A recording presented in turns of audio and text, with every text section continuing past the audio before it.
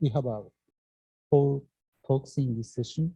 The first talk is universal ring signature in the standard model by Pedro Blanco, Nico Dotlin, Stella Won, and Stella will talk. Please. Okay, hello, good morning, and thanks for coming to this very early session. I'm Stella, and I'm presented in joint work with Pedro Blanco and Nico Döttling, and our paper is called Universal Ring Signatures in the Standard Model. To explain, I will first get into what are ring signatures.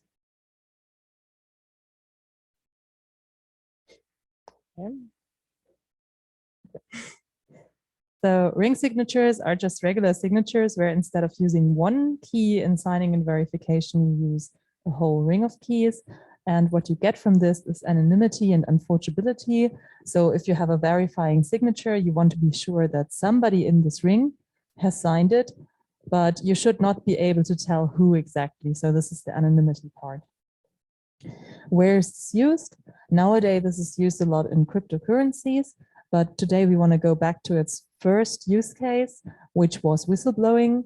And the whole idea here is with this ring, you can basically hide yourself in a crowd and it will not be clear who exactly said something. So governments don't really like whistleblowers and they want to protect themselves against it. So what is the setup for whistleblowing? Basically, an employee wants to leak some data to a journalist. And the whole reason why we want signatures here at all is for authenticity. So the journalist wants to be sure that the leak that they receive is from somebody who actually has access to this type of data, and it's not from a Reddit troll who's just making things up. So how is this done? We assume that the employee already has a public verification key, for example, for an RSA digital signature. And in a first step, they will pick people among which they want to be anonymous. They choose their keys and they make a key ring.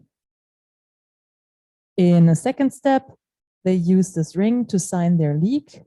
And they use a ring signature to do this, so they can be anonymous, but the journalist is sure that somebody from these people, for example, everybody working in the same department, has actually signed this and the data is authentic.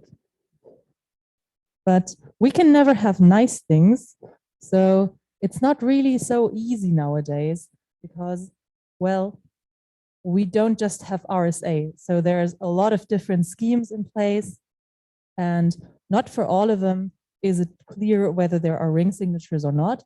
And especially if you have to use different keys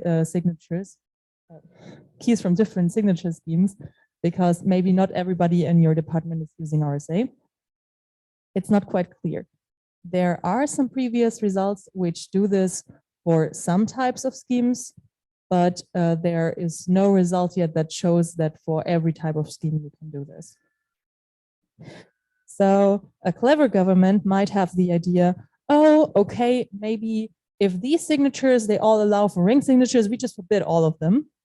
And we wanted to ask ourselves if this is actually possible and if there remain any schemes that you can use which do not allow to be used in such an anonymity ring. And our result says, no, there is no. Some terms and conditions do apply, and we will get to this in our talk today. So our proof is constructive. So we actually give a new primitive called universal ring signatures, which solve precisely this problem. So if you get different keys from any type of signing schemes, we allow you to make a ring and then a ring signature from it. And the syntax for this is as follows. We do not have a key generation because the key generation needs to be inherited from the underlying signature schemes. Like we want this to be fully compatible with already published keys. And otherwise, we only include an additional list of schemes that are allowed. So this is really the only change. So basically, a verifying signature is now a signature that verifies for one of these keys under one of these schemes. So there is a very, very obvious solution to this, which uses a trusted setup or the random oracle model. And we don't want to do this. The question is, why don't we do this? Would be so easy. So for the CRS, you have to note that whistleblowing is not a trusted scenario. So whoever is used in the anonymity ring might later claim they do not trust the CRS used, because this is kind of like an adversarial setting where people get included without them agreeing. So this is bad. And for the random oracle, the problem is that it needs to be instantiated in practice. And we show in our paper that there are some potential soundness issues with this. So it is the standard model. Then why is this paper worthy? Let's get into the challenge. So we have two properties. First, unforgeability. Essentially, what happens here is the adversary gets some ring of honest keys. They can corrupt some keys.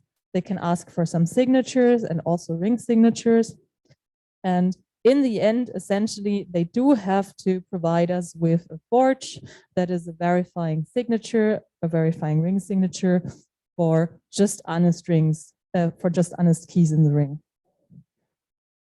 And since we note that we cannot change anything in the keys and we cannot really put any additional setup things, the only thing we realize that we can base unforgeability on is unforgeability of the underlying schemes. And therefore, from this forge, we must be able to extract a signature for one of the underlying schemes. Okay, let's keep that in mind. On the other hand, we have anonymity, where also the adversary gets some honest keys, and they can then pick two of these keys, and we will sign with one of them, and they have to guess which one signed. And what we note here is that what they get here is very much shaped like what we get in their forge. So if the adversary here would be able to also extract a signature from sigma star, that would be very, very bad, because then they could infer which of the people actually signed. So they must not be able to extract. And now the question is really, how can the reduction in unforgeability get an edge over the anonymity adversary without changing anything in the key structure or putting other additional elements, because that's how it is usually done in pre-existing ring signatures. So let's recap. We need to hide a signature somewhere where only the reduction can find it. And we found two different ways to do this. One way is we give the reduction more runtime and then we use complexity leveraging, but this is not the most elegant solution. And so the second thing we did is we did find a way to give the reduction some more information and then use witness encryption based on it. We will give a bit more information about both of these constructions in this talk. But first, a little bit of a comparison. So there are these two previous works. They do give ring signatures for a couple of signature schemes, but they assume a certain structure on them, and also they're not in the standard model. Our complexity leveraging scheme has the downside that we need the signatures to be super polynomially secure. So this is not truly universal in that sense. So that's why we decided to fix it with this witness encryption construction. However, there our first result is only linear in the size of the ring. And we do boost this by making a special witness encryption using I/O. And there is another caveat that we have to note. So we do have to lower our anonymity guarantee a little bit. So normally you're anonymous, as I told you before, where you have to have 2 honest keys. And in this case, we need a fixed higher number of keys. Usually this will be 3 or 4 honest keys in a ring for achieving anonymity. Okay. So let's get into the first solution with complexity leveraging. This is more of a warm-up, it's pretty standard. So given a key and a message that you want to sign, what we said is we want to be able to extract a signature in the end. So let's first make a regular signature. And then we want to hide this signature, and we decided to hide the signature in a commitment. And we use a keyless commitment so that we can forego this changing of the keys. And the assumption here is really that this commitment can be broken in some super polynomial time t, but the signature schemes cannot. And additionally, we add a Nevi proof to show that everything is done correctly, and this constitutes the ring signature. This is unforgeable simply by these assumptions. So if the adversary could make a forge, we could extract in time t from it an underlying signature, which violates the unforgeability that is assumed. So this is an unforgeable scheme. For anonymity, we do a bit of a standard trick. So instead of doing this whole commitment once, we do it twice, and then also provide an OR in the Nevi proof. And then we can basically switch the fulfilled statement from one side to the other and swap the signatures that are used around. So that's also very clever. And there is one problem here, which is the size. If you look closely here, there's a really long OR statement that says this must be true for the first key and the first scheme, or the second key and the first scheme, or the 7th key and the 13th scheme, and so forth. So this will blow up really badly. And there is gladly a trick for this from the literature, which uses somewhere perfectly binding hashing. And we will omit this here for time reasons. And the only thing that still remains is that we do not like the super polynomial assumption. So how can we fix that? So as I said, this commitment thing was really used because we didn't need a key. And what we thought was a good replacement would be witness encryption, because there you can use a statement as a key that can be inferred from the ring signature without changing keys. And this can help us drop this super polynomial assumption. And what are we using as a statement? Oh no, first, okay. Witness encryption encrypts to a statement, and then it decrypts to a witness for the statement. If you have a correct witness, then you get back what was encrypted. If there is no correct witness, namely if the statement is false, then you get CPA security, just as an overview. So, yes, in this challenge that I showed you before with these 2 different experiments, we noticed that there is just one little bit where we do have some degree of freedom for the reduction, and that is the choice of this randomness here. Really everything else is kind of fixed in handing out the keys, but this we can do. So what do we do with it? Basically, normally you would have some independently chosen keys, but we make a second mode where we have some malformed keys. You can think of this for now, that you have some general key that would help you to use instead of all of these keys. You can just use this one general key. What is this general key? In our case, it is a PRF key, which is used to make the seeds for the signing keys. So we're using this 1 degree where we have randomness freely to choose. So this is naturally a lot more sparse like for normal independently chosen keys, it is very unlikely that such a PRF key exists, that we can make all of their randomnesses from it. And so these are indistinguishable by pseudo-randomness, these two distributions, but they are also far apart.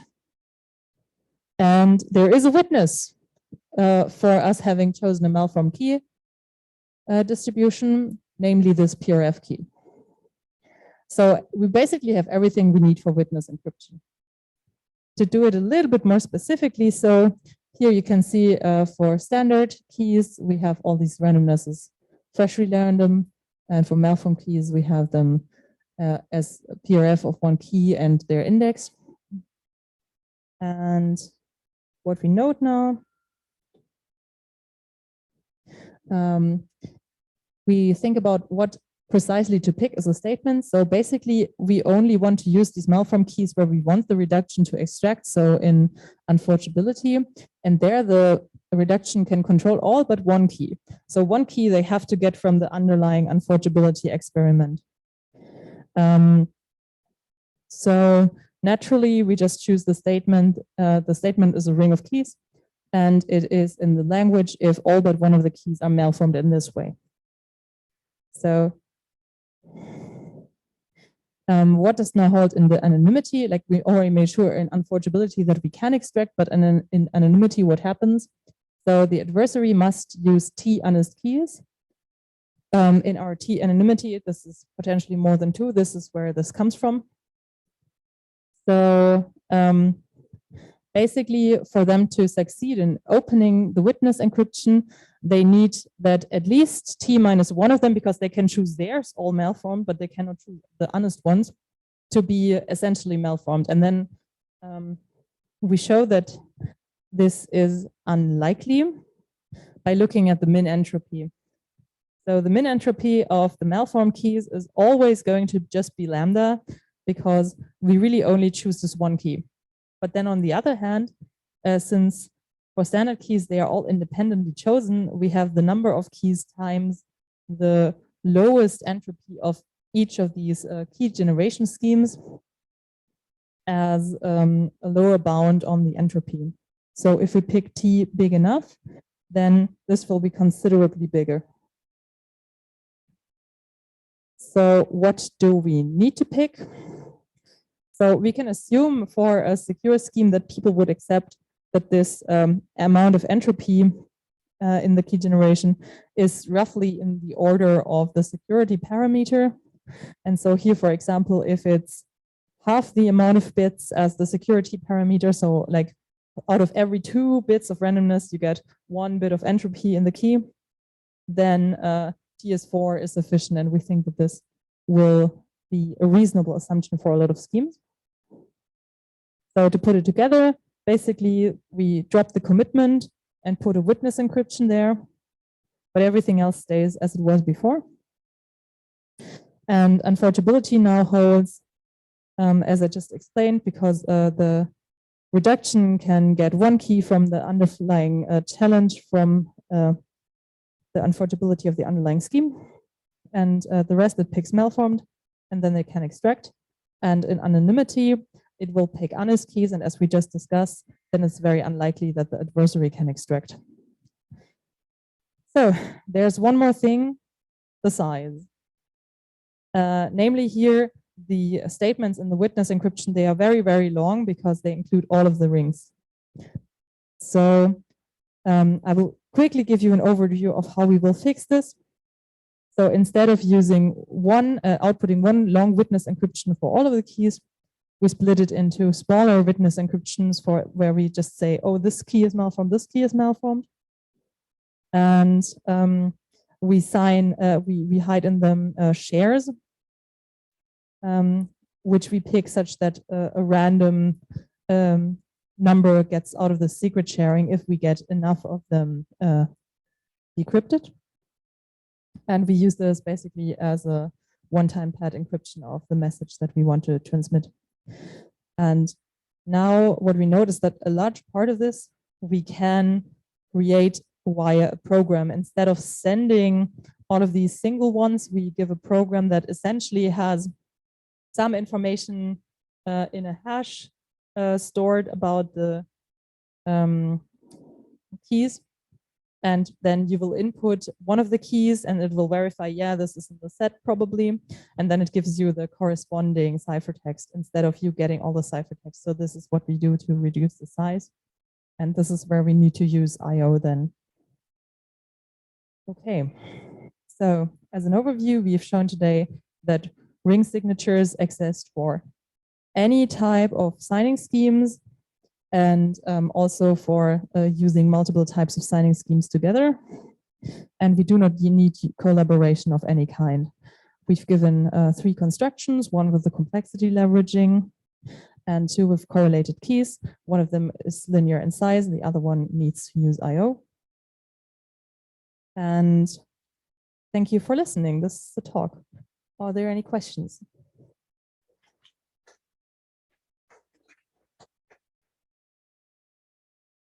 Any question?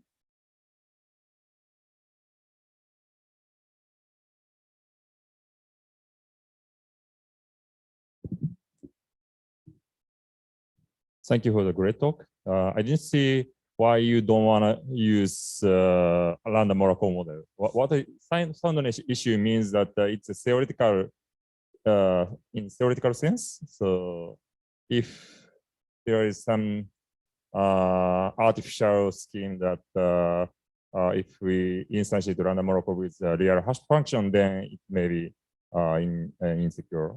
So what do you mean by? Yeah, it's pretty much in that sense. So we show that for a secure signature scheme, we can embed like an obfuscated circuit that will give you a ring signature, and then this would have to be still secure in the random oracle model if we had a proof there, but it is not.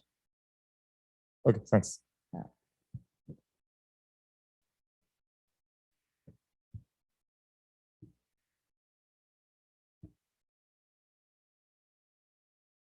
Any other question? No? Yeah. I just simple question.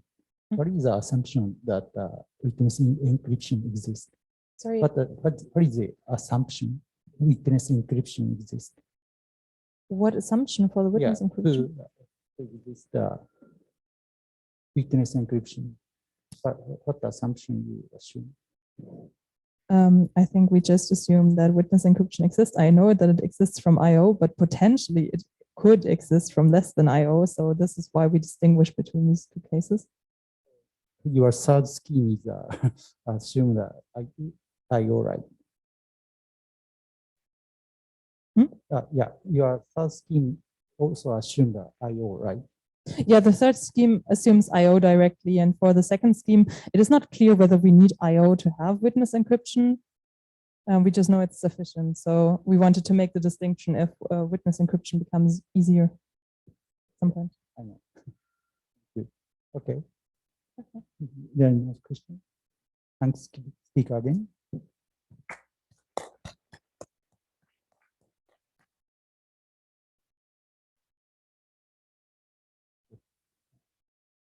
Next talk is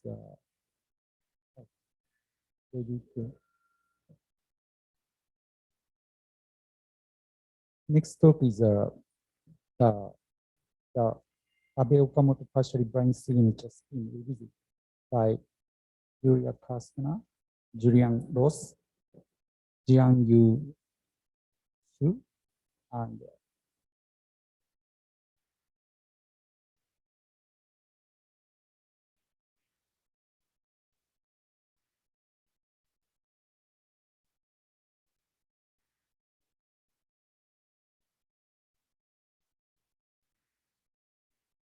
Julia. Are you ready? Hi, Julia will talk. Okay, thanks for the introduction. Yeah, this is the talk about the Abe Okamoto partially blind signature scheme revisited. This is joint work with Julian Loss and Jia Xu. Microphone doesn't seem to be working that well. Yeah, so in this scheme, in this work, we talk about partially blind signatures. So first I want to explain to you what those are. So in a partially blind signature scheme, we have a signer, here denoted by a squirrel, and a user here denoted by a unicorn. And the signer has a secret key, and the user knows the corresponding public key, and also a message that he wants signed by the signer. And they also agree on a shared information info. So this could be, for example, a monetary value that we assign to the message signature pair, or also it could be an expiration date for the message signature pair. And we consider 3-move partially blind signatures. So here there are 3 messages that are being sent back and forth between the signer and the user. And in the end, the user learns a signature on the message that he has. To motivate the security properties that we want from this, let's look at a potential application. So in the case of electronic cash, the signer will be the bank. And then the users are people who have bank accounts and who might want to withdraw money that they can then spend somewhere. So in this case, we have some users who have withdrawn $1 and 2 users have withdrawn $5. And now if one of the $5 users spends their money, we want that the bank cannot tell which is the person who bought something. And more formally, this means we have the partial blindness. So here we want to protect an honest user against the malicious signer. And the malicious signer will be allowed to choose the public key, 2 messages, and attack info to attack. And then the user chooses a bit, which will determine when he uses which message. So when they interact twice, the user will use one of the messages in one interaction and the other message in the other interaction.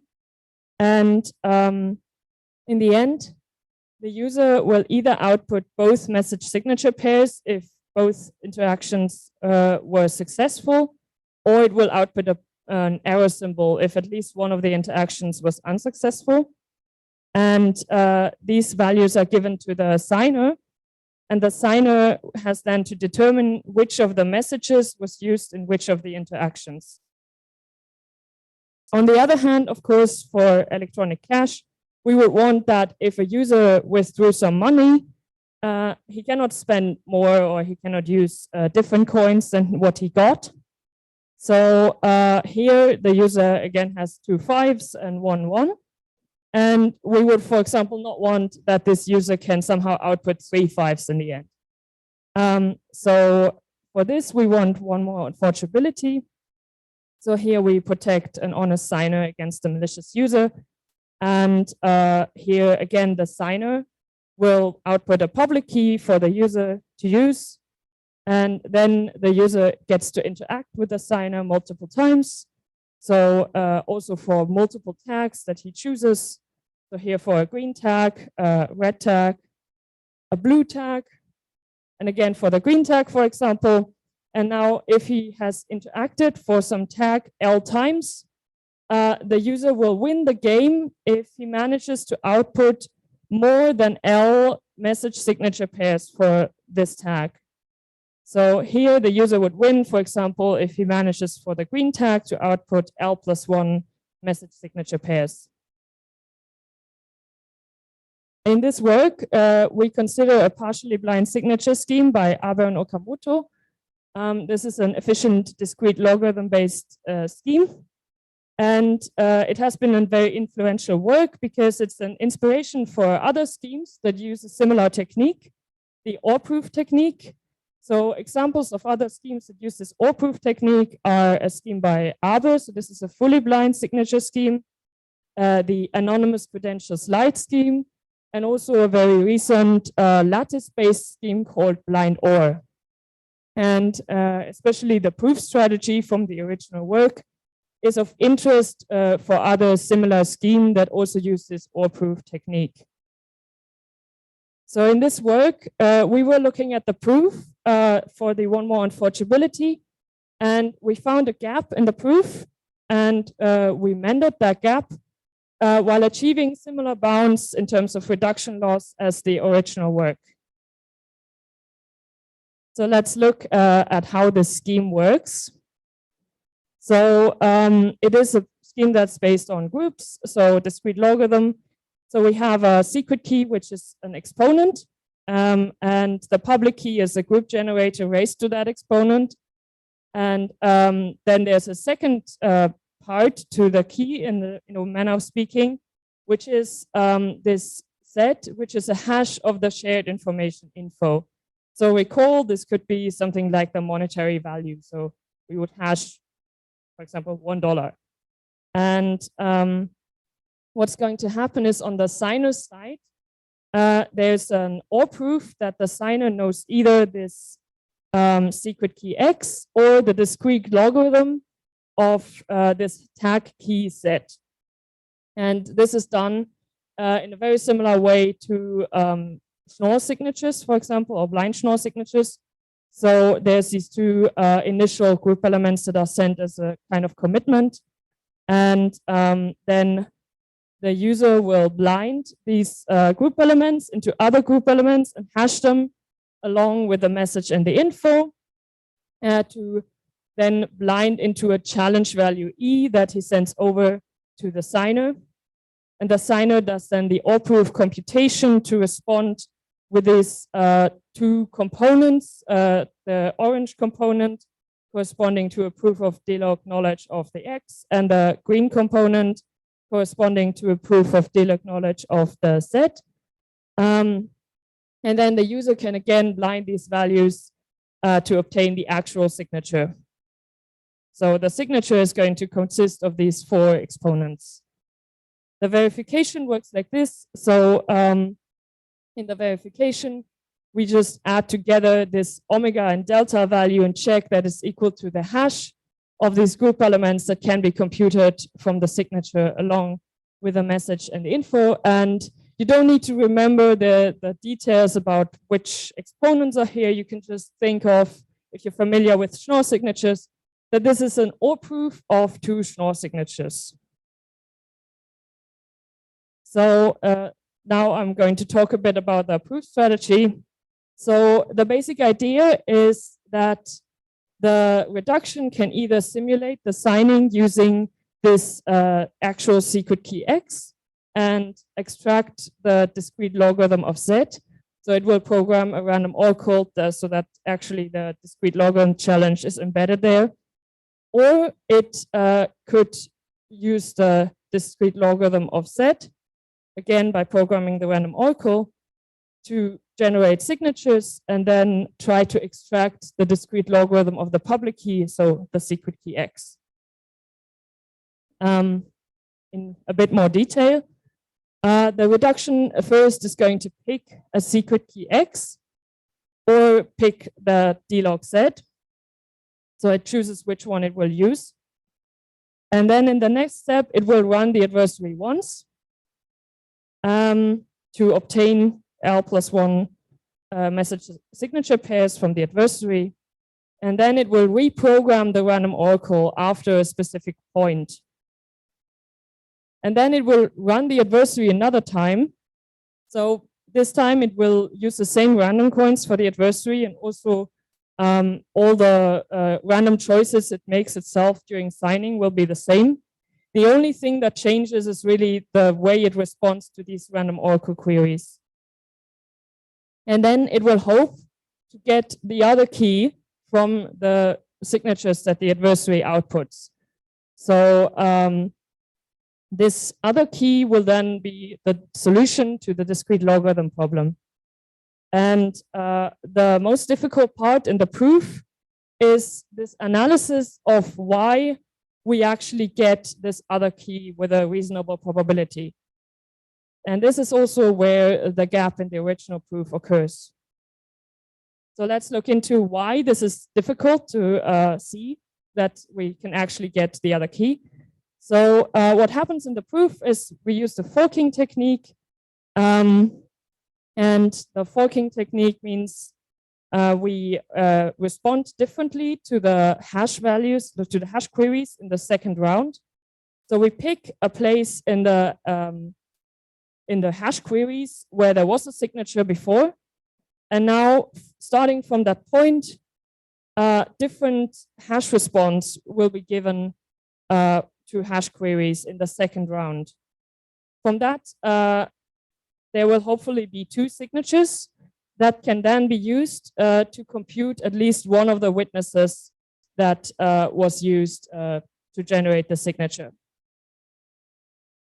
But with an OR proof, so what happens is either because we change the hash value and we know there's these 2 components that need to add up together to get the hash value. So either the orange component changes, in which case from the 2 signatures at this forking point, we can get this discrete logarithm x of the public key. Or the other thing that can happen is that this green component changes.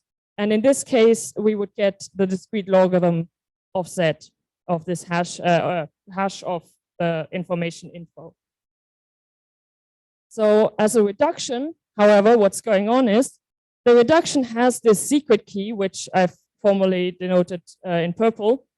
So the reduction will also potentially receive different queries as a challenge in the signing sessions. And so it will also need to respond in a different way. So the reduction's behavior in a sense also forks. So the reduction will fork according to which secret key it has. So it will fork in this purple line. But it wants from the adversary that the adversary will actually fork in the blue line. So it will actually reveal this other key that the reduction does not have. And so here we have sort of a difference in behavior of the reduction and the adversary. And we need to argue that this difference will occur often enough. So now I'm going to skip some technical details and we'll get into a more abstract manner of speaking. So let me explain this graph. So we can kind of think of these hash response vectors as a graph. So the vertices in the graph are the vectors of hash values that we give as a response. And the edges will exist, like for each index at which we could fork, there will be such a graph. And there's an edge between 2 of these vectors if they fork from each other at this point. And you can also see that depending on which witness the reduction uses to simulate, actually we get 2 graphs. And these graphs are not necessarily the same, so they might be different. And what the reduction does essentially is it samples one of the edges from this graph. So it samples 2 vectors that fork from each other at a specific point. So in the original work, they came up with a clever primitive, which is, or like a clever technical tool, which is these triangles. And triangles here consist of 2 sides and a base. So the base is a special type of edge in this graph, which has very nice properties, but it is hard to find for the reduction. It's very unlikely that the reduction will sample such a base. But it is more likely that the reduction will sample a side of a triangle. And sides have potentially less nice properties, but they are likely to sample. And so the goal is to somehow transfer the nice properties that we get from the bases to the sides. So you can imagine these bases to explain kind of what this special property is. They are hash vectors that don't cause the adversary to ask different questions during the signing. So for both of these 2 hash vectors at the end of the base, the queries that the adversary makes during signing will actually be the same. And this can be used to achieve nice properties in the base. So the key property of a triangle is that if we do not get the nice witness, so the witness that the reduction needs from both of the sides, then actually we can also not get it from the base. So if both of the sides are marked red, so they are bad for the reduction, then also the base must be bad. In turn, this, however, means that if the base is good of the triangle, so the base yields the nice witness, actually at least one of the sides must also yield this nice witness. So this is kind of this transferring property. And now we get to the gap in the original work, which is this claim, which is that if 4/5 of the triangle sides yield a bad witness, then 3/5 of the triangle bases also yield the bad witness. And so here's a little drawing as an example. So we can see here there's 8/10 of the triangle sides that are marked red. And this implies that actually 3/5 of the triangle bases are also marked red. However, you can see here that in this example, the triangles are all disjoint.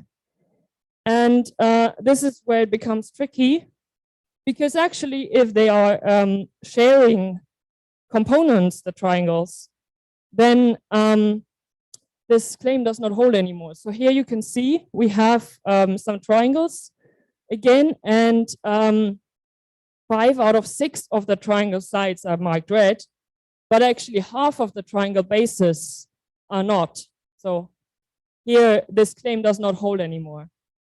So what we need to do is to find some different argument for why actually we have enough good triangle sides in such a case. And so let's go back to this graph that we saw earlier. So here, let's say we just like make the assumption, maybe this happens on the X side, that there's this kind of triangle base that is apart in a lot of triangles with bad sides. So this bad base. Then actually we identify a set of such triangle bases that have a lot of corresponding triangle tops, so are part in a lot of triangles on both of the sides. So there exists some kind of inefficient mapping that transports us to this parallel universe where we actually use the other witness to simulate. And in this case, this triangle base will be good because there it yields the witness that we actually want. And now we remember kind of, okay, if a triangle base is good, then actually at least one of the triangle sides of each of the triangles that it participates in must also be good. So now we get some blue triangle sides here on this other side. So this gives us some probability that we will actually succeed as a reduction.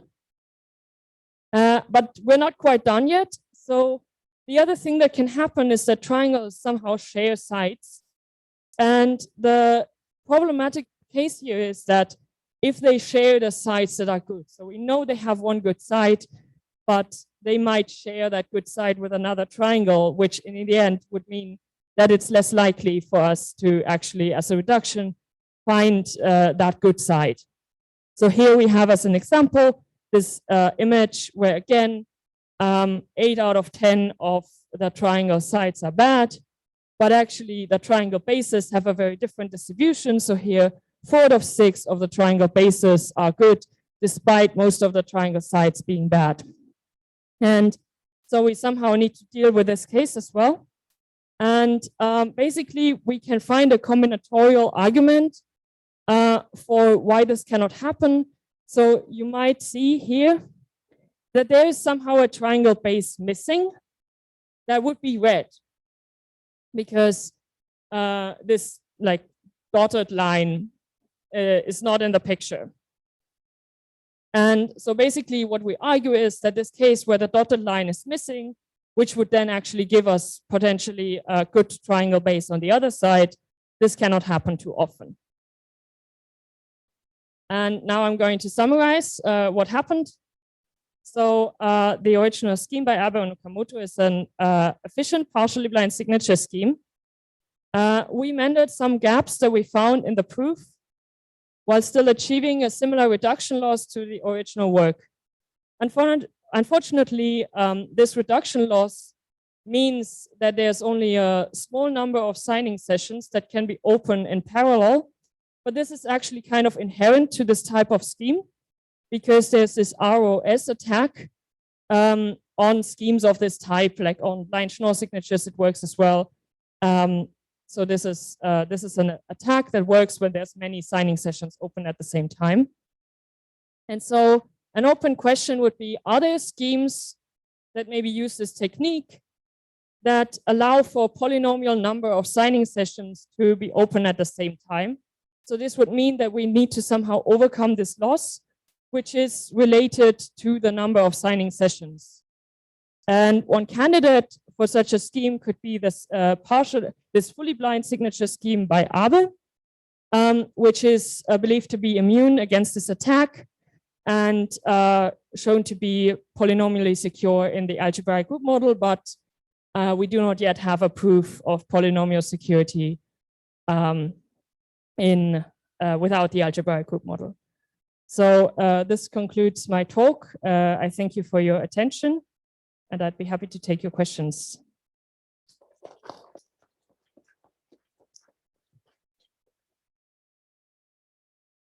Question?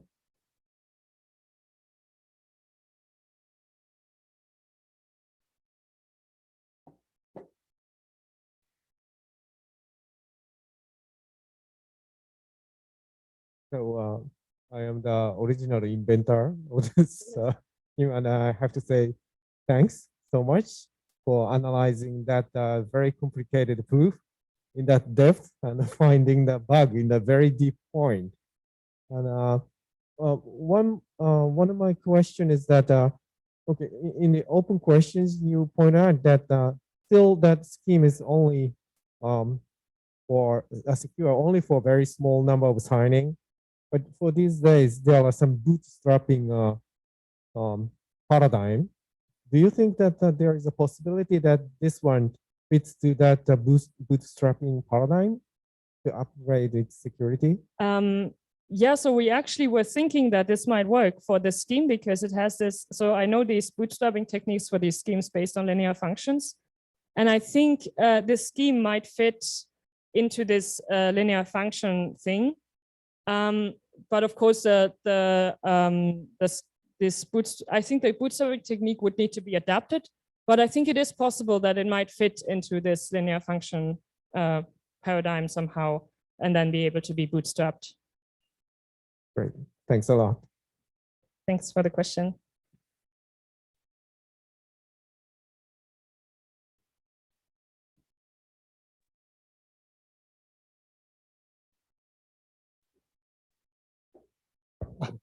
Thanks, Julie, again.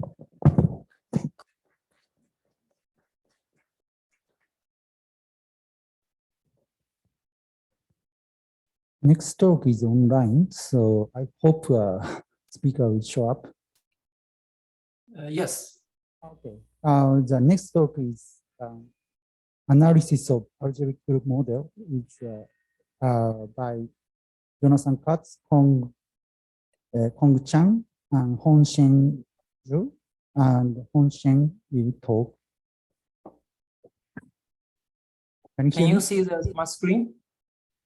Yes, yes. Okay, cool. Thanks. Thanks for the introduction.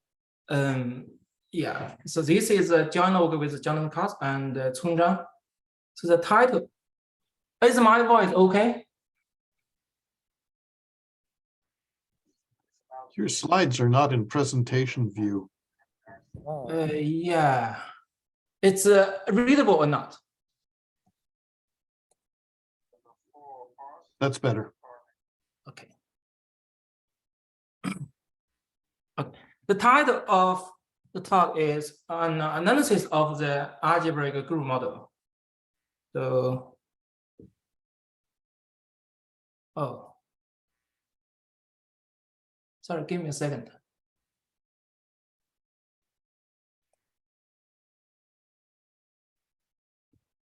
Okay, here's the plan. So first, I will talk a little bit about the background. what is the general group model and algebraic group model. And then I will present our main result, which is our analysis of the AGM model. So group-based cryptography received a lot of attention since the beginning of public key cryptography. So we have beautiful David-Hammond protocol, gamma encryption, Shino signatures. Yeah, and the security of these cryptographic schemes and cryptographic protocols are based on the hardness assumptions, so which is relative to a group, right? So we are following the proof of security approach. So if the underlying assumption holds, then the design scheme is secure. So even we do not make things explicit, we must know that the hardness assumption relative to a group. So we use a concrete encoding. We do not like make the encoding explicit. So group encoding, so here is an injective map from Z sub P to 01 L. So here L is the length. We can consider the trivial encoding, which is a binary integer, and we consider this addition, right? We use this ID. And in the textbook, right, when we have learn cryptography, we often said D-log assumption is believed to be hard. But here this is under the concrete encoding. So here, the underlying, for example, this is taken from the textbook, for example, Kaiser-Linder textbook, right? If this is a subgroup of ZQ star and the operator is a multiplication, so we can believe D-log assumption is hard. And we know that in some encoding, for example, the trivial encoding, D-log is not hard. It's actually trivial. So encoding matter. More background is that in this talk we will consider security games. Okay, so we follow the famous Blair-Rockaway style, and in a game, so here is the famous D-log game. So we have a game, and this is adversary, right? And we have encoding. Adversary is given like 2 group elements, and adversary is supposed to figure out the D-log. Okay, and I believe everyone knows this game, right? And based on the game, we can define the event that adversary win the game. So then we can define the winning probability. Based on the security game, we can define security reductions. Right? We say a game H implies the game G. So that means we can actually develop a reduction R. So here, adversary A, you can break this game, right? This A here. We can use A to construct another algorithm B. Okay, to B can break this this game. Right. So this actually also in the textbook. So we can this is security reduction. Okay.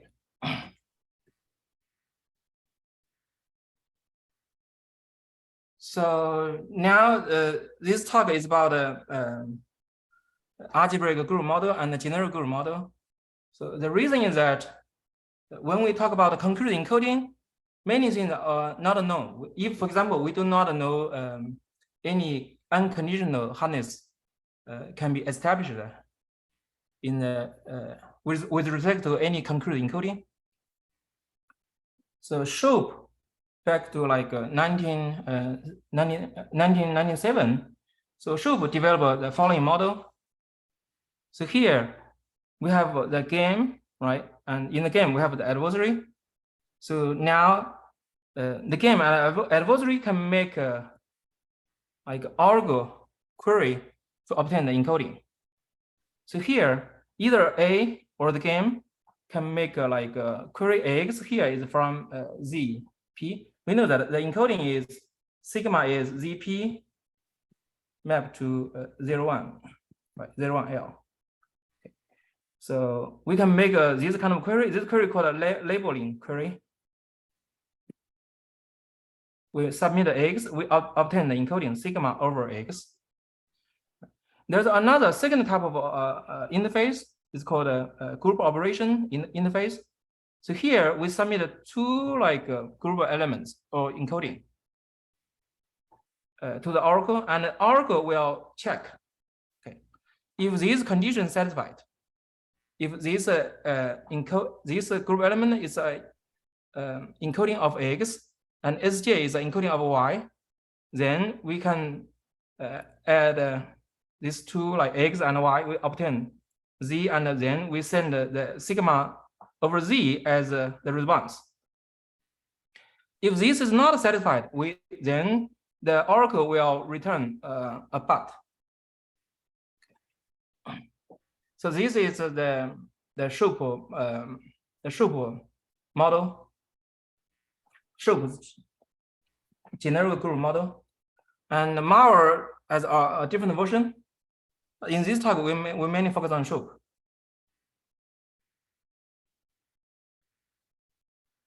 And the good thing is that in the Shoup model, we can establish absolute low bounds, right?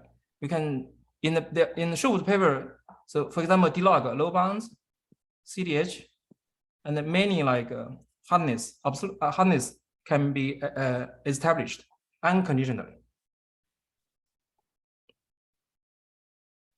Okay, so this is one way to restrict the power of the algorithm. We only consider generic algorithms. So later, so people consider algebraic algorithms. In Crypto 2018 paper, so we call the FKL paper, FKL 18 paper. So algebraic group model was introduced. So here, this is the game, and this adversary. Adversary will start with a base set of elements, group elements. Then this adversary can produce like a new group elements. For example, here is a sigma Y. And this new group element is produced along with must be along with the representation. Here I'm using R1 to R sub K, right? And this new group element is based on existing group elements in this base set. Okay, remember, so new group element can be produced, but will be based on the group elements in the base set. And apparently this base set can increase, right? But the algebraic algorithm can produce more and more new group elements. Okay. And this model, this AGM model received lots of attention, and like you can check like many like research papers appeared in crypto, Eurocrypto, TCC. It's about this, it's based on this 2018 paper. Okay. So in this AGM model, so the authors, the FKL 18 paper, the authors also show a claim they can show a technical lemma. So basically, generic reduction between games in the AGM model implies the reduction, generic reduction in the GGM model. Okay. So how to understand this? So let's say the game H implies the game G in the AGM model, right? And they say this will imply is H, game H implies is G in the GGM model. That says if H is hard if H is hard in the GGM, then this game G is also hard in the GGM. Right? It's kind of like a lifting lemma. Okay. And this lemma actually essentially used in their FKL paper and also in many follow-up papers. Okay, that's the AGM model. So they have a way to produce new group elements, and they have they claim they can show a p-lemma. Okay.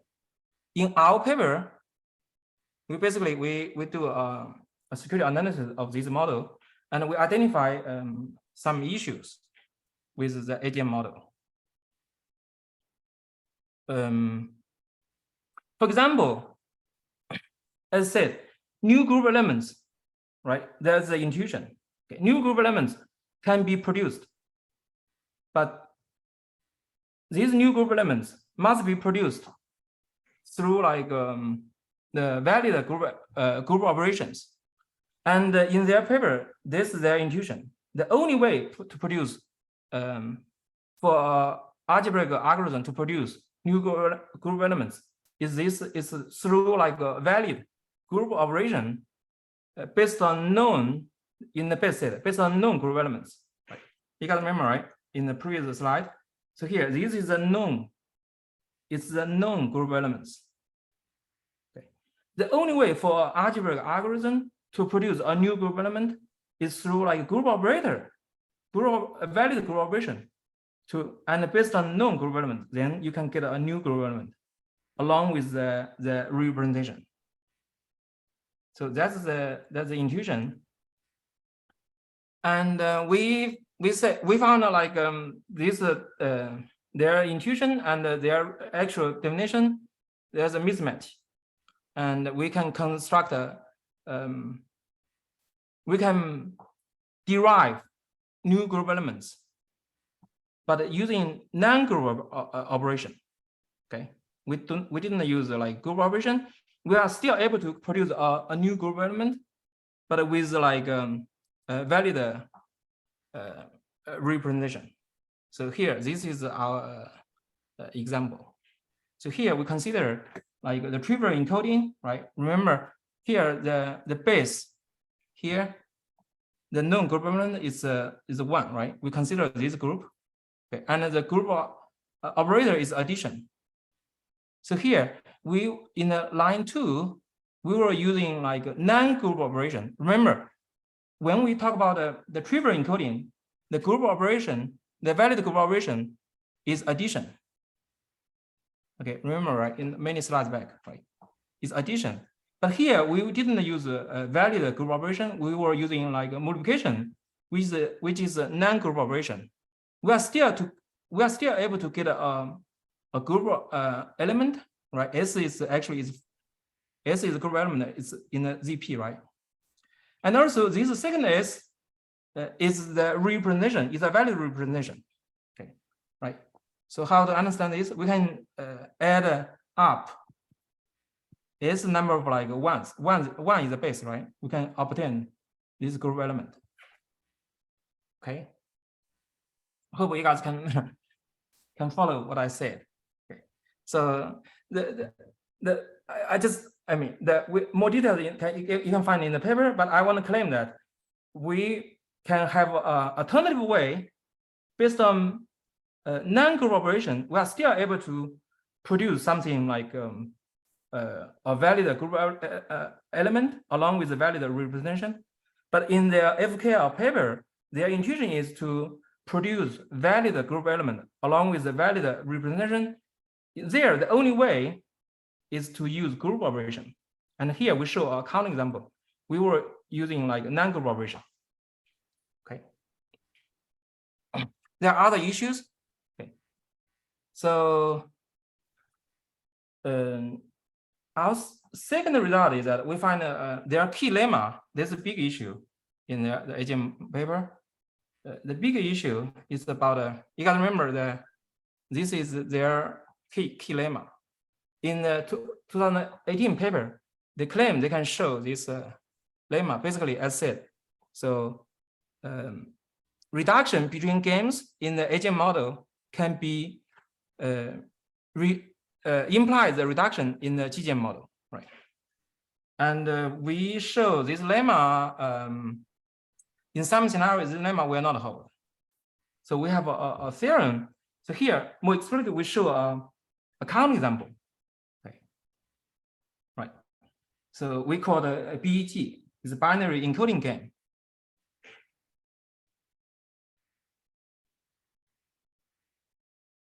And here we show this theorem here.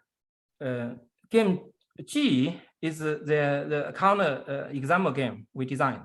Okay, and H is a well-known like a D-log, right? And we show that we show like 3 items. Okay, so let me try to say H is hard in the GGM in Shupu's GGM, right? So we already know that this is written in the Shupu 1997 paper. Okay, so this part is easy. Okay, so the third item is that we can show that the game G is this, right? It's BEG game. Game G is easy. Okay, right. In the next slide, I will try to show that. So. And finally, we can show that these will hold. We put like 3 items together. This contradicts to the lemma in the FKL 18 paper. Okay, right. Remember in the lemma, right? So it says this is assume this and assume H is difficult, is hard in the GGM, and then G is hard, right? But now in our theorem, we show that G is easy.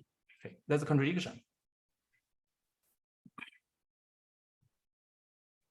Okay, so yeah, so this second item is done. Shupu 19 paper has a result, and then yeah, now I'm trying to say a little bit about the third item. Right.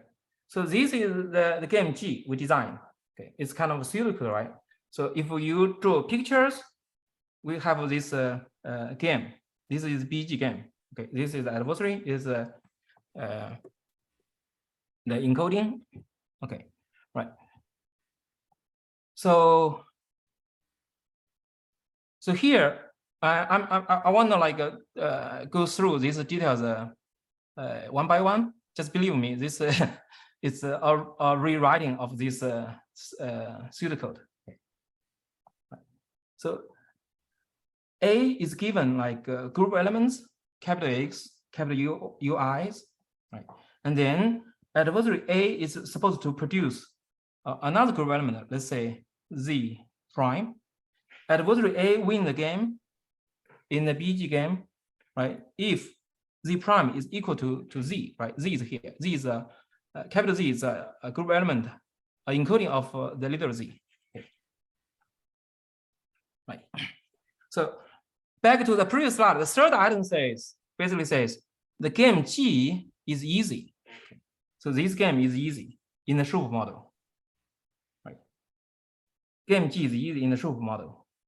So that means adversary A can win the game with good probability. Right. So how can A win win the game? So A must produce some like good looking Z prime, right? So how to do that? So A in the Shupu model, right? So this is known, capital X is the encoding of 1, right? And the UIs, right? UI is supposed to encoding of Z sub I, little z sub I. So now adversary A, after seeing this input, adversary A will test if X equal to UI or not. Okay, right? Adversary A can test, right? Because yeah, this oracle is given. Okay, right? So if they are equal, then the corresponding z little z I is designed is 1, it's 1.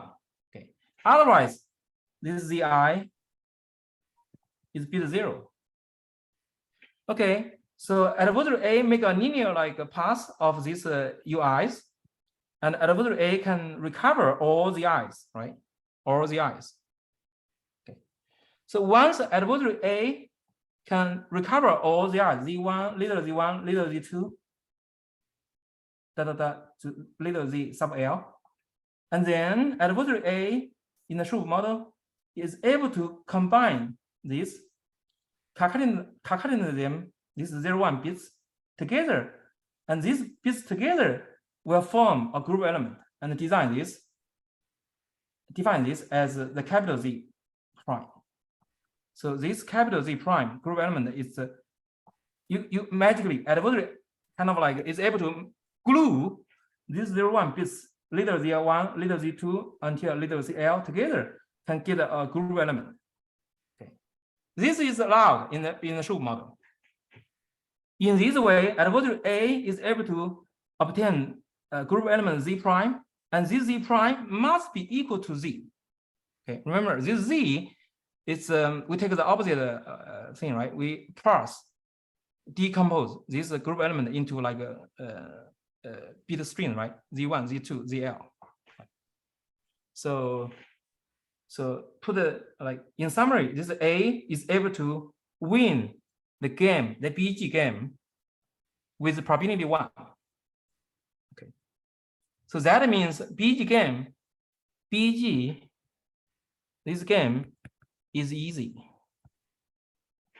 right? So in that way, our third item has been proven.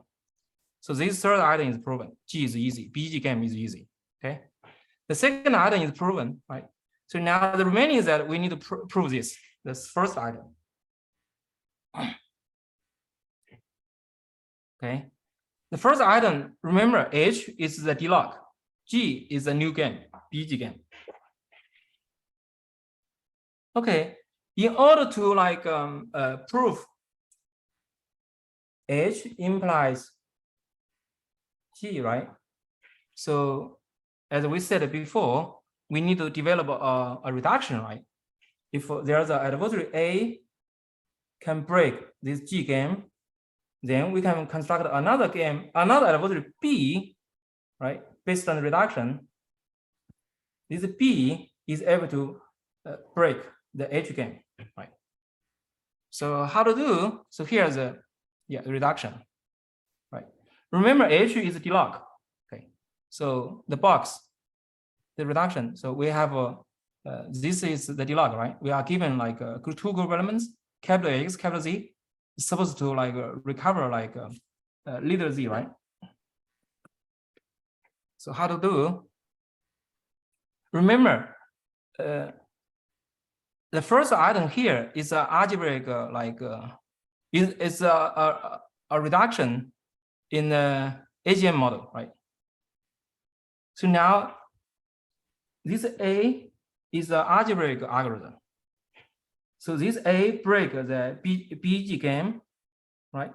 So A is supposed to return this group element along with this representation. Okay, so I'm using the FKL18 model, right?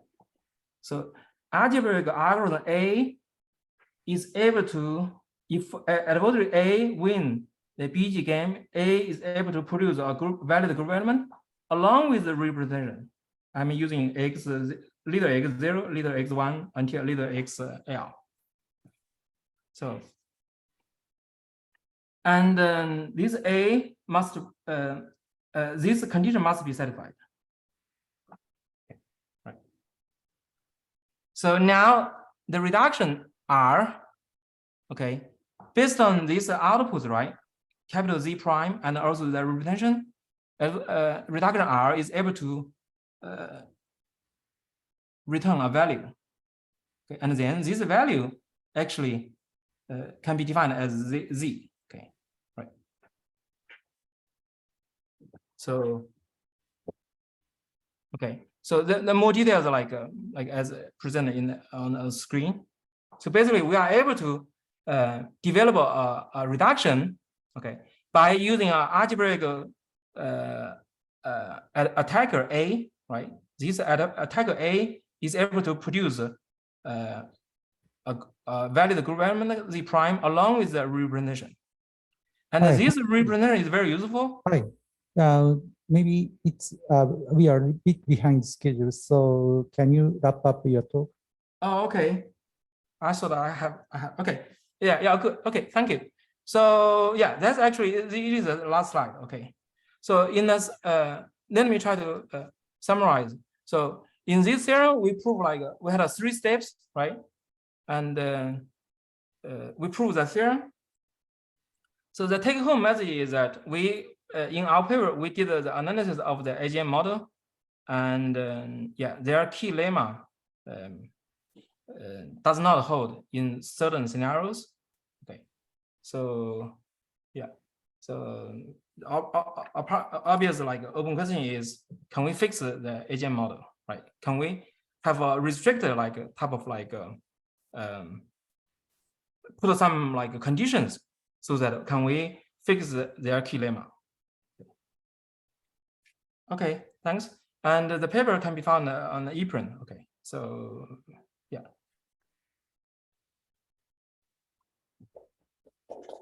Any questions? Maybe we don't have the time for, so maybe if any questions, maybe the talk on the offline. Thanks, speak again. Okay, thank you. Okay. This talk is instantiable classical random oracle model encryption transformed by Alice Murphy, Adam O'Neill, Mohammad Zahir, and Alice will talk.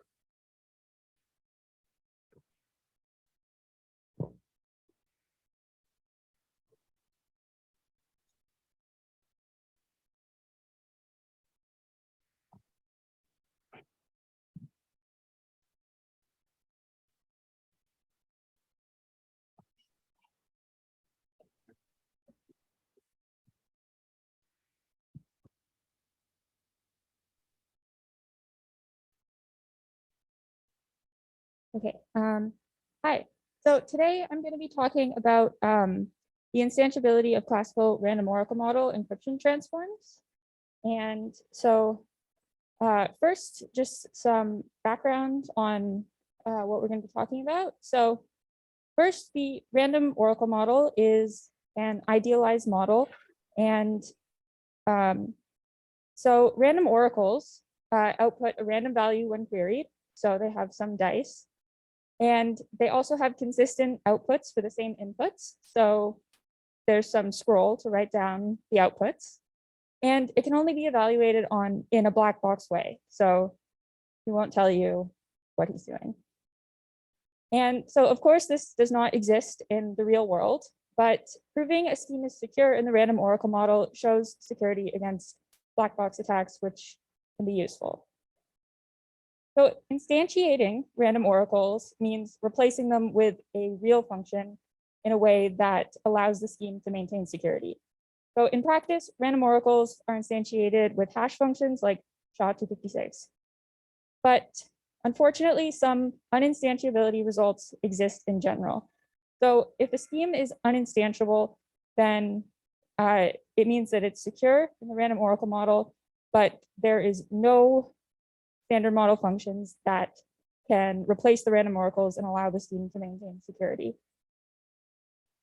So in this paper, we provide 2 instantiations for celebrated random oracle model encryption transforms. So the first is low exponent RSA OAEP, which is due to Bellari and Rogaway in 1994. And so this transform takes a trapdoor function, so in this case, RSA, 2 random oracles, and upgrades that into an IND CCA2 public key encryption scheme. So that's indistinguishability under adaptive chosen ciphertext attacks. And so this was standardized in PKCS in 2002. And the second transform we consider is the Fujisaki-Okamoto encryption transform, which takes a one-way CPA public key encryption scheme, a private key encryption scheme, and again, 2 random oracles, and upgrades that again into an IND CCA2 public key encryption scheme. And so this is used with modifications in many of NIST's post-quantum encapsulation mechanisms in the competition. So I'm sure everybody knows this, but just to make sure that we're all on the same page, I wanted to go over the security game for IND CCA2 security, because it will be our goal in both cases. So first of all, of course, the challenger selects a random bit B and samples the public key and the secret key, sending the public key to the adversary, who has access to a decryption oracle. And based on that information, they select two messages, M0 and M1, and the challenger encrypts M sub B corresponding to the random bit B to create the challenge ciphertext C star, which is in turn sent back to the adversary, who again has access to a decryption oracle, which of course does not allow the decryption of the challenge ciphertext. And based on all this information, they try to guess which bit B is. So if it's 1 or 0. And if they guess correctly, then they win. And so we say a scheme is IND CCA2 secure if all polynomial time adversaries have negligible advantage, where the advantage is the probability of being correct beyond random guessing. Okay, so now we're going to just look at the preview of the result, our result for OAEP, and then we're going to go back and define all of the things mentioned in the preview that haven't been defined yet. So here is the schematic for RSA OAEP. And again, we have the trapdoor function, which is RSA there at the bottom, and two random oracles, and our input plaintext message with some 0 padding and some random salt. So these are put through the hash functions, the random oracles, and XORed all together, and then concatenated and then run through RSA. So the details will become clear later. So this scheme is with random oracles is IND CCA2 secure. So we prove that low exponent RSA OAP is secure in the standard model with the following instantiations. So for the random oracle G, first we have, it's going to be a composition of many primitives, and around the whole thing is indistinguishability obfuscation. Then we start with a puncturable pseudorandom function, followed by an extremely lossy function, followed by a pseudorandom generator, followed by a pairwise independent hash. And that will be the instantiation for G. And H is a bit, it is a universal hardcore function. And the final thing we need is that we require RSA to be sub-exponentially one way, which is reasonable. So first, we're going to define all of the things I just mentioned. So one of the most important things in the construction is extremely lossy functions, which is a notion due to Zandri. And so if you're familiar with lossy functions, it is similar in that we have a key generation algorithm for injective keys. And then you can see on the left side, the injective mode is exactly what it sounds like. It induces an injective function. And like regular lossy functions, we have a lossy key generation function, which induces a non-injective function. But the difference between regular lossy functions and extremely lossy functions is that the key generation for the lossy keys is adversary dependent. So the lossy key generation algorithm will actually take input that depends on the adversary's runtime. So if the polynomial time adversary runs in, say, time t, then the lossy key is generated such that it takes time t+1 to find a collision in the ELF image. So this means that these two modes of operation will only be indistinguishable to adversaries with runtime t or less. But because t is a polynomial, taking time t+1 to find a collision is also a polynomial. So this means that the lossy mode image size can be polynomial, which is the big difference between regular lossy functions and extremely lossy functions, the polynomial image size. And Xandri also provides a standard model construction based on the exponential DDH assumption. And the next thing is indistinguishability obfuscation. So this is just if two circuits, C1 and C2, have the same input-output behavior and the same size for their circuit description, then IO of C1 and IO of C2 are computationally indistinguishable. And again, there exist standard model constructions. And the next thing that we use, which is not actually a part of our construction for the random oracles, but is an important part of the proof, is point function obfuscation with auxiliary input. So here we have a point function with input point x. And so that just means that if the point function is evaluated on x, it will return 1. And if it's evaluated on any other point in the domain, it will return bot. And having auxiliary information means that we have this z, which is jointly sampled with the input point x from some unpredictable distribution.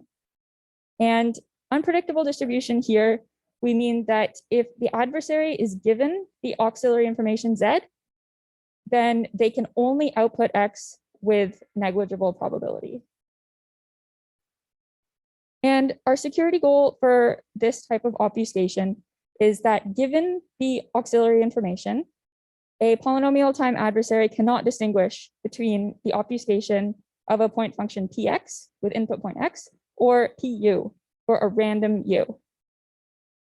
So a real versus random input point, it can't distinguish with advantage greater than negligible. And so taking this another step further, we actually use multi-bit point function obfuscation, which is very similar, except we have an input point and an output point. So instead of outputting 1 on the unique input point, it outputs a multi-bit string y. And again, we have our auxiliary information, z, which is jointly sampled with x and y from an unpredictable distribution. And the unpredictable distribution definition is the same in that A is only given the auxiliary information z and is only required to find x. And it has to be able to do that with negligible probability. And again, the security goal is that given the auxiliary information, the adversary cannot distinguish between the obfuscation of a point function with input point x and output point y, and the obfuscation of a point function with input point x and output point u for a random u. So now it's real versus random output point instead of input point. So the next tool we use in the construction is a puncturable pseudorandom function. So this type of pseudorandom function is, it has a key generation algorithm like normal, and it has, when evaluated on a regular key, it just behaves like a pseudorandom function. But you also have the ability to puncture a key, which means that when you evaluate using the punctured key, it will evaluate like normal as long as you're evaluating it on a point x that is not punctured. So here you can see that if x is not equal to x prime, where x prime is the location of the puncture, then it will evaluate like a normal PRF. But if you do try to evaluate it on the punctured point, it will just return bot. And the security guarantee for PPRFs is that given x prime and the key punctured at x prime, the adversary can't distinguish between the output of the PRF on the non-punctured key at x and a random point. And again, we have standard model constructions for this primitive. Okay, so next I'm going to talk about the OAEP half of the result. And there's a few properties we require for our low exponent RSA OAP proof. And the first two are properties of RSA, and they're not additional assumptions. So the first one is called second input extractability, or SIE. And this says that given the RSA function, black box access to the RSA function, and some output point RSA of X, and some portion of X, then there exists an efficient extractor that can recover the entirety of X. And the next thing is common inputs extractability, which says that, again, given black box access to the RSA function, two image points, RSA of X and RSA of Y, then there exists an efficient extractor that can recover X and Y only if some portion of both pre-images are equal. So if some portion of X and Y are equal, then it can recover the entirety of X and Y. And finally, as I mentioned before, we also require that RSA is sub-exponentially one way. So again, here we have the schematic for RSA OAP, the two random oracles and the trapdoor function, and the final result being IND CCA2 secure. And at the bottom is the written out version of the final ciphertext, where you can see the XORs and the inputs R and M. Okay, so this is what we saw before, the construction for the random oracle G. And so surrounding all of these primitives, we have indistinguishability obfuscation. Then first in the composition is puncturable pseudorandom function.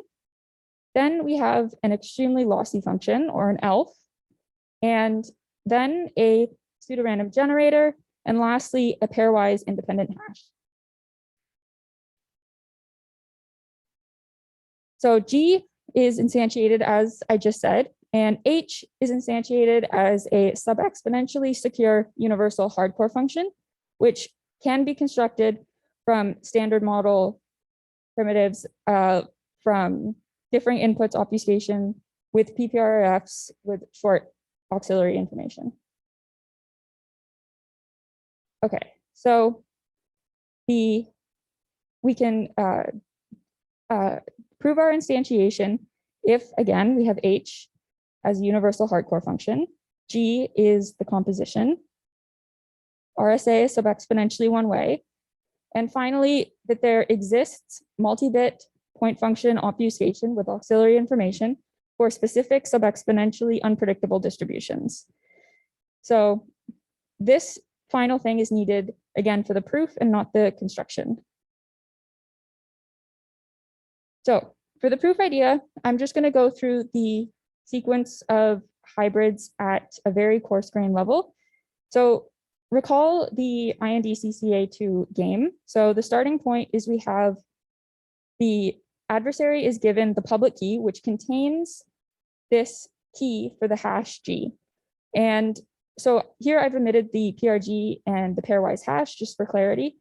And so A has the ability to compute this function. And the adversary is also given the challenge ciphertext. And we use stars to denote things that involve the challenge ciphertext. Okay, so the first step of the game chain is we have that the challenge ciphertext is unchanged, and we change the hash key for G.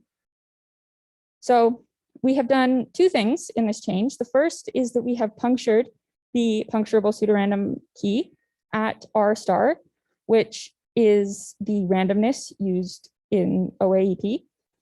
And we've also introduced the MB-AIPO. And this MB-AIPO has input point R star and output point Z star. So this change actually makes these two versions of KG have the same input-output behavior. And the purpose of the MB-AIPO here is in part to hide the punctured point, and it has another purpose that we will see later. And since these two versions have the same input-output behavior, we can determine that this change is indistinguishable from the previous game based on the security of IO. And so for the next game, this time the construction for the hash stays the same, and we change the challenge ciphertext. So in particular, the output of the function, the hash function G, is now just changed to random. So you can see before it was like G of R star, but now it's just random. And this change is undetectable by the adversary because of the security of puncturable pseudorandom functions. And in the next game, this time the challenge ciphertext is unchanged, and we're going to change the construction in the public key for G. This time the ELF is switched from injective mode to extremely lossy mode. And of course, this is indistinguishable to the adversary because of the indistinguishability of injective and lossy mode ELFs. So this allows us to do something in the next game that takes advantage of the polynomial image size of ELFs. So in the next game, we actually have the decryption oracle that the adversaries have access to being simulated with only the public key, and in particular without the secret key. And this is done by utilizing the two properties of RSA I mentioned earlier, second inputs extractability and common inputs extractability, and the polynomial image size for ELF. So we can actually exhaustively search and iterate over the entire ELF image to decrypt. So in this final step, we change the description of G, and we have it so that the MBIPO changes the output point. Instead of having Z star being the output point, where Z star is in the challenge ciphertext, as you can see highlighted in red, now it's actually just independently random Z bar. And because the challenge ciphertext is unchanged, this Z bar is completely independent of the challenge ciphertext. And this is undetectable because of the security of MBIPOs. The adversary should not be able to find the output point, so they won't be able to tell if you've changed the output point. So the important part of this last step is that Z star in the challenge ciphertext is now random and independent of the public key given to the adversary. So there's no information about Z star in the public key, which means that it's independently random being XORed with the message. So we have that the message is hidden by the security of the one-time pad. So that was the overview for our OAEP result for low exponent RSA. And next for FO, we have, this is the schematic for the Fujisaki Okamoto encryption transform. And the ingredients are first a one-way CPA public key encryption scheme, then a symmetric key encryption scheme. Again, we have two random oracles, G and H. And here H is acting as encrypt with hash. So it is the random coins for the encryption. So we have R coming in being as input the randomness, and it is also the acting as sort of the plain text for the public key encryption. And it's also acting as the random coins for the encryption through its hash. And the result is that this whole scheme is IND CCA2 secure. And it's used by, as I mentioned before, the selection for NIST post-quantum standardization for key encapsulation mechanisms.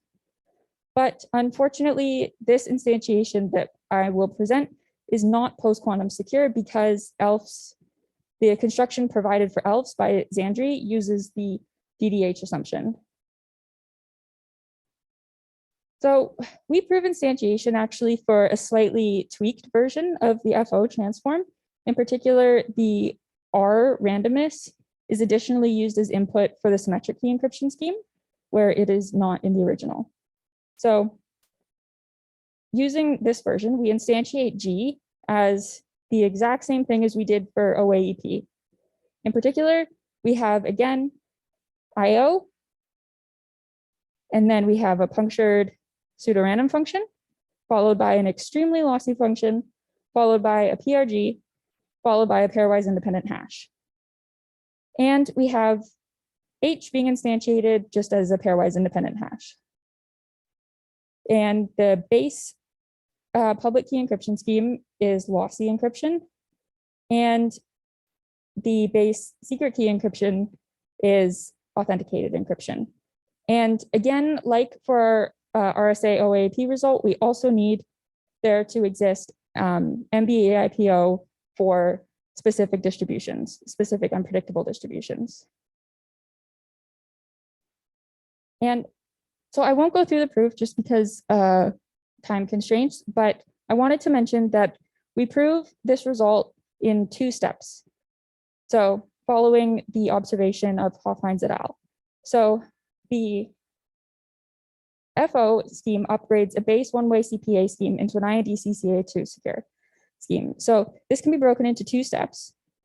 First, we start with a one-way CPA scheme and then upgrade that into a one-way PCA scheme, where one-way PCA is one-way under plain text checking attacks, which is it's a non-standard security assumption, and it's between these 2 things. So then the next step is upgrading from one-way PCA to IND CCA2. Okay.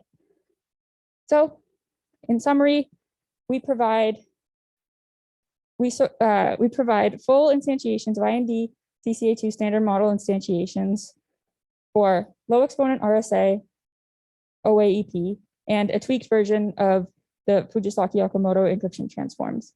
And these 2 have been these 2 instantiations have been long-standing open problems, and we provide instantiations. So both of these instantiations use this construction of IO, a hash function, PRG, ELF, and a puncturable pseudorandom function.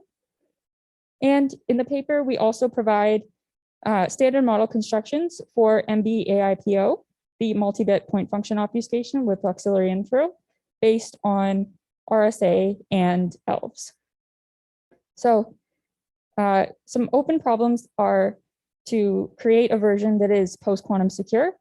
And another one is to find a way to abstract the properties we need from this composition of 5 things into some just simple descriptor for the properties required. And you can see the paper for more details about everything, in particular about the FO proof and the MBAIPO constructions. So thank you. Thank you.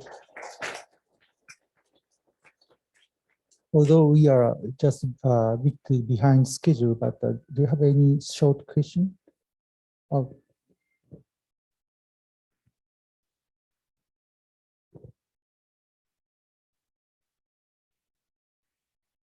Thank you. That's a great result. Can you comment a little bit on the second input extractability and common input extractability of RSA, specifically together with assuming exponential hardness of RSA? Like I think it's slide 18. Like, why is this a reasonable assumption, and what is known about these assumptions? I'm not so familiar with them. Yeah, the first 2 things are not assumptions. They could be shown with the Coppersmith algorithm, and the sub-exponentially one-way requirement is an assumption, but it is believed by some people to be true about RSA, but it is still an assumption. All right, thanks.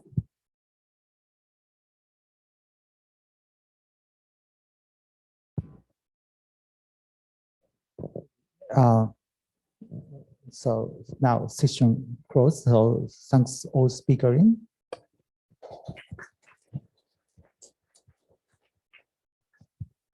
So some